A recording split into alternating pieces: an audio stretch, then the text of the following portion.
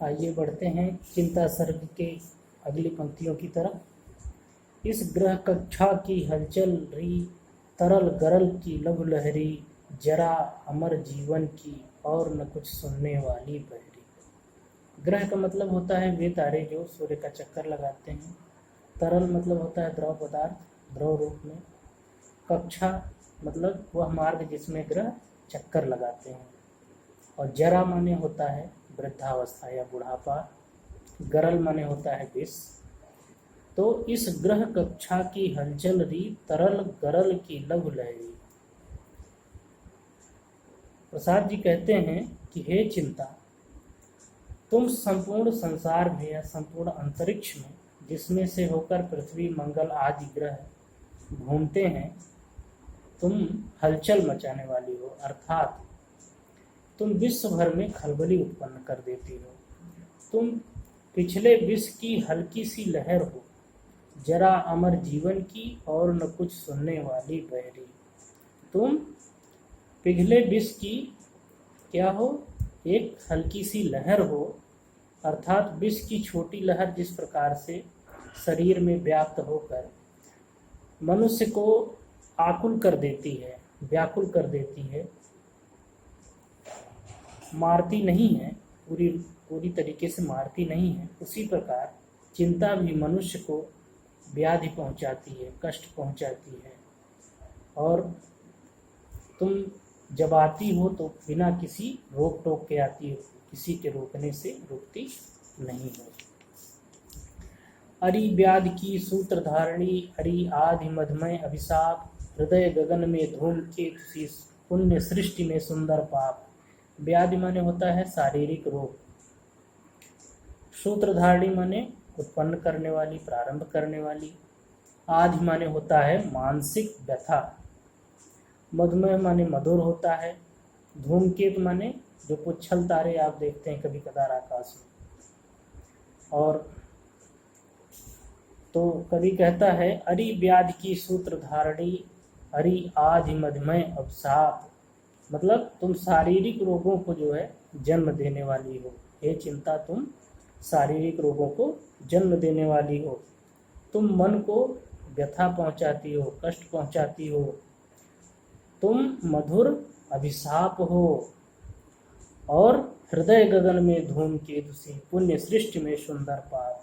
और जिस प्रकार से आकाश में पुच्छल तारे का उदित होना जैसे अशुभ माना जाता है, उसी प्रकार से मन में तुम्हारा उदित होना अशुभ माना जाता है।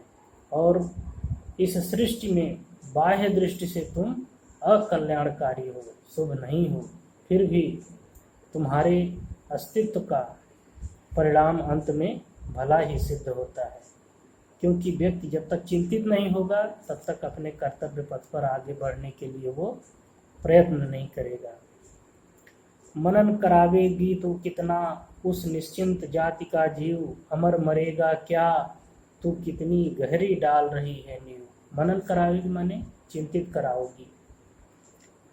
और उस निश्चिंत जाति का जीव से मतलब उस परमात्मा का अंश, कोई भी जीव है उसी परमात्मा का अंश है। और गहरी नींव डालना मतलब अपनी जड़ को मजबूत करना। तो कवि कहता है जीव उस परमात्मा का अंश है जो दुख शोक से प्रभावित नहीं होता है। अतः मन को तू चाहे कितना ही चिंतित रख ले, प्राणियों के हृदय में तू कितना ही गहरी प्रवेश कर ले, परंतु जीवात्मा को मार डालने में तू असमर्थ है। क्योंकि जीवात्मा तो कभी मरती ही नहीं है, वह अमर है। आह घिरेगी हृदय लहलहे, खेतों पर करका घनसी, छिपी रहेगी अंतरतम में सबके तू निगूढ़ धनसी। लहलहे मतलब हरे भरे, करका घन माने ओलों से भरे बादल, निगूढ़ माने छिपे हुए, अंतरतम माने हृदय की गहराई में।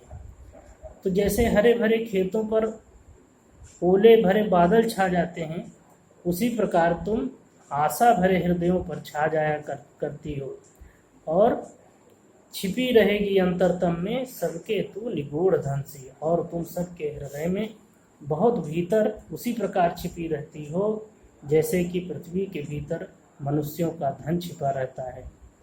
बुद्धि मनीषा मत आशा चिंता तेरे हैं कितने नाम, अरे पाप है तू जा चल जा यहाँ नहीं कुछ तेरा काम।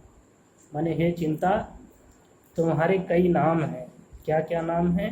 बुद्धि, मनीषा, मनीषा माने ज्ञान, मति और आशा, ये सब क्या है? चिंता, तुम्हारे ही कई नाम हैं।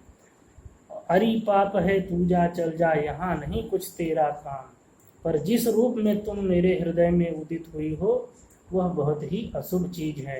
अतः तुम यहाँ से चली जाओ, एकदम चली जाओ, यहाँ कुछ तुम्हारा नहीं है। विस्मृति आ अवसाद घेर ले, नीरवते बस चुप कर दे, चेतनता चल जा जड़ता से, आज शून्य मेरा भर दे।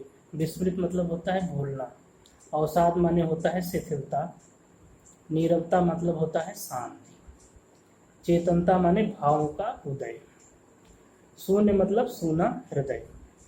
तो विस्मृति तू आ, जिससे मैं अतीत के उन समस्त सुखों को भूल जाऊं जिन्हें स्मरण करके अब मुझे पीड़ा होती है। आज तो मेरा मन क्या है? शिथिल है, जिससे कि कुछ भी सोचने का उत्साह मेरे शरीर में पैदा नहीं हो पा रहा है। और मेरे इस धड़कते हृदय को हे शांति की भावना तू एकदम चुप कर दे। ऐ मेरी सोच विचार की शक्ति, आज मेरे सुने हृदय को जड़ता से भरकर तो कहीं चली जा। और आगे, चिंता करता हूँ मैं जितनी उस अतीत की उस सुख की, उतनी ही अनंत में बनती जाती रेखाएं दुख की। अतीत मतलब जो बीत चुका है, भूतकाल। अनंत माने सीमाहीन, जिसका कोई अंत नहीं है। तो बीते दिनों में देवताओं ने जो सुख भोगे थे उनको मैं जितनी बार स्मरण करता हूँ, मेरे सीमाहीन हृदय में दुख की उतनी ही रेखाएं खींचती चली जाती हैं। जितना सोचता हूँ उतना ही हमें दुख होता है। किसके बारे में? अपने पुराने सुख वैभव के विषय में। जितना ही सोचता हूँ उतना ही दुख होता है। बहुत बहुत धन्यवाद।